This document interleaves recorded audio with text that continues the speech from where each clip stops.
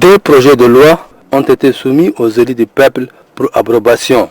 Le premier projet de loi autorise le président de la République à ratifier l'accord pour la protection et la promotion réciproque des investissements entre le gouvernement de la République du Tchad et celui des Émirats arabes unis. Selon les textes, cet accord constitue un cadre juridique stable pour promouvoir et protéger les investissements étrangers de l'une des parties sur le territoire de l'autre.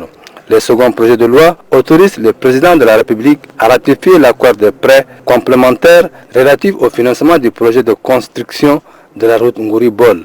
Le montant de ces prêts s'élève à 11 millions de dollars américains, soit 6 milliards 600 millions de francs CFA. Cet accord est signé entre le gouvernement de la République du Tchad et le Fonds cohésien pour le développement économique arabe. 3 membres du gouvernement ont répondu présents pour défendre ces projets d'investissement. Après avoir examiné ces projets de loi, les députés les ont adoptés à l'unanimité. Cette plénière est présidée par le troisième vice-président de l'Assemblée nationale, Yombembe Majitolum Théophile. Pour les ministres de l'économie, de la planification et du développement, l'adoption de ces projets de loi permettra au gouvernement de les mettre en œuvre dans les meilleurs délais.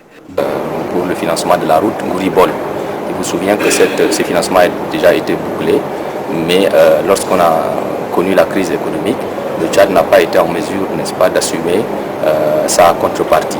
Ainsi, nous avons sollicité de nouveau les partenaires, les mêmes, qui ont accepté d'augmenter leur part. Et donc ces prêts vont dans ce sens, qui nous permettrait maintenant de boucler le financement et d'espérer construire les 100 km de route Ngouri-Bol et qui nous permettent de désenclaver cette partie importante, tant du point de vue richesse que du point de vue de la population, mais c'est aussi une région stratégique pour le Tchad.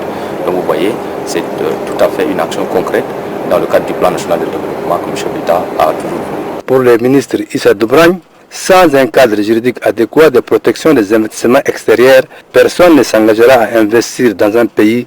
Le Tchad ne déroge pas à cette règle.